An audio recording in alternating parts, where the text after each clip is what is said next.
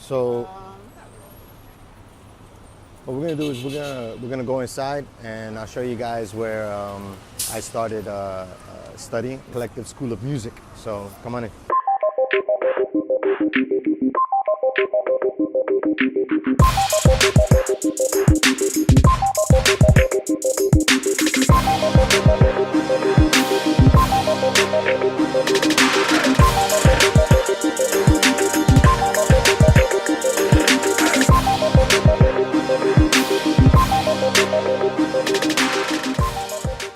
You know, a lot of people, they've heard of this school, and it's world renowned, and the first thing they think about is like, oh, the Collective of this big thing, and then when they come in, they're like, what? This is it? This is where some of the greatest drummers have ever, you know, this is where they come from, where these drummers that I've known played for, you know, such and such and such and such, and, you know, Grammys and all this stuff, whatever. And it's like, yeah, it's right here. It's small, it's cozy, it's love, it's family, you know. So this is the infamous lobby where students and guys and gals just come together, and they just do it up. They come here. Sometimes they're circles. Sometimes somebody comes out and has an idea, a pattern, and they just group around, and you have pads, and everybody just walks around. And really, you know, I mean, I don't know. I'm just here, just chilling and explaining it to you guys, and I'm right now reliving my time here back in 2003. It was 2002 to 2003. And matter of fact, over there in the corner, there used to be a TV right there with a VHS tape player built in with it. And in that corner was where I would always pop my video of me practicing for the Modern Drummer competition, you know, and I would put my videotape, look at myself, and I'm like, nah, go back to the practice room, record again, come back, look at myself. That's the way it was back then. And then this room is where I actually first started reading. I learned right here in this room with Michael Lauren. I read my first notes and got my ass handed to me. Then over down this way is where we have the classrooms. And oh man, this is this right here is a sweet. This is a sweet surprise right here. So this is my former teacher right here. Well, I wouldn't say former. I wouldn't say former. I wouldn't say former because I'm down to always listen to this guy. I have to give him $5. This is this is Pete Retzloff, amazing teacher. So go stop. So yeah, dude, I'm about to show him the rooms where I used to do my messes, you know. Thank you. So this right here is where I practice. Actually, I practice a lot of my free time in here.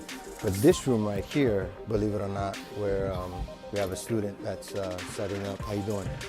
This is actually the drum set that I practiced on for, no, it was this one, it was that one, but it was over here on this side where I was practicing for the Modern Drummer, the Undiscovered Modern Drummer contest, you know, and it was my friend Diego Maldonado who said, Lou, you need to submit your video to this thing, and I was like, what thing? And he says, the thing, and I look, the competition, and it was literally the next day, the deadline. So all day practicing and filming that, putting the VH. How you doing? This room right here is where we did a lot of ensemble stuff with the Afro-Cuban group, and you can see that there's congas there, and the drum set over to the left was a Pearl back in those days, and that's where I was practicing also for the Modern Drummer. This room right here is where Fred Klatz and Kim Plainfield, the late great Kim Plainfield, would definitely just brutalize me with mind-bending polyrhythmic, you know, studies and oh my gosh, why am I like, I'm sorry guys, I'm just like having a surreal moment, you know, just coming back here, checking all this stuff out. It's just freaking the bomb. So Kim Plainfield, Fred Klatz, they would just push you. They knew exactly what to draw from you because they knew you better than you knew yourself. And as much as you would be frustrated and want to throw the sticks against the wall like I have, kick the drum stool like I did,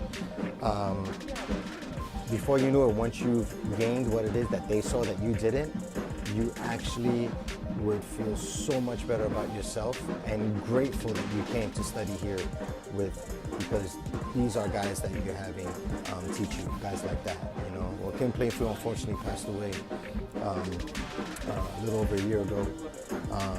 Fred, Pete, oh my gosh, Pete, talk about a funky ass drummer and an amazing jazz historian. He was also someone that saw more stuff in me than I saw in myself. So we're gonna go downstairs to the recital room.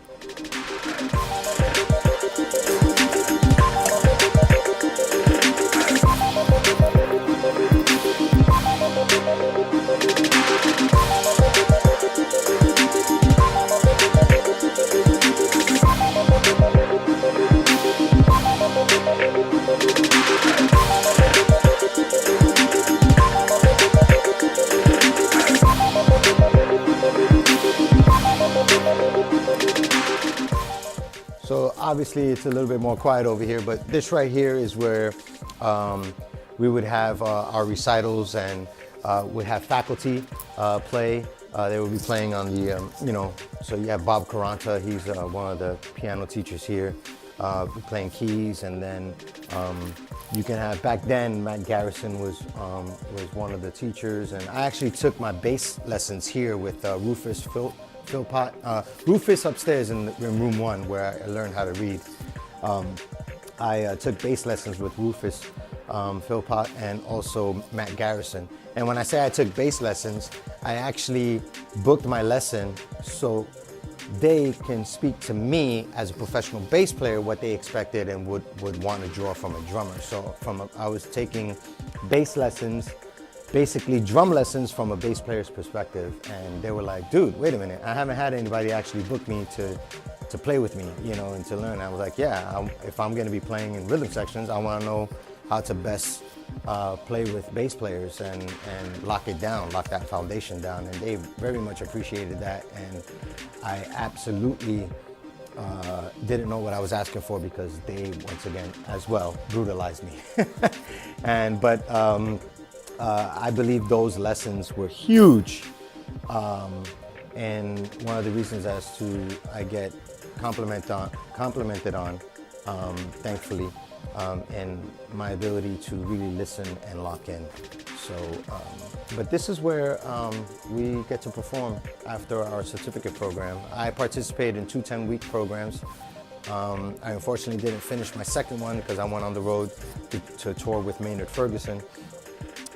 If I could change something, I wish I spent more time here to ground myself with a little bit more stuff. However, life taught me those things, and I was able to be humble enough to draw from those experiences rather than, oh, you know, freak you, you know, these people are telling me that I'm awesome, so I'm gonna stick over there. No, I was willing to allow myself to be embarrassed, not on purpose. I didn't think I was gonna be embarrassed, but I allowed myself to take risks, take chances, and then they didn't pan out. It's all good. I learned from them, and as those experiences piled up, I was able to step up onto those experiences and then be able to stand firmly on my own stage as a musician, you know. So this is my time here at the Collective, and this is where I studied music and where I got my foundation in understanding music form and knowing how to communicate, how to read charts, how to write charts, interpret, shorthand, but more than anything, play with world-class musicians and really draw from all of those experiences, you know. And I'm grateful for it, and I would do it all over again. And if I were you, I would definitely look to find out when the next acceptance round is, you know, and enrollment, and get yourself signed in, even if it's for a week intensive, so you can see how real the New Yorker education and music is going to hand it to you. Thanks for coming, guys.